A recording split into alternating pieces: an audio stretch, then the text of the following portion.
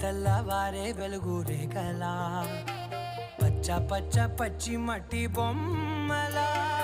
అల్లి బిల్లి వెన్న పాల నురగలా అచ్చ తెలుగు ఇంటి పూల కొమ్మలా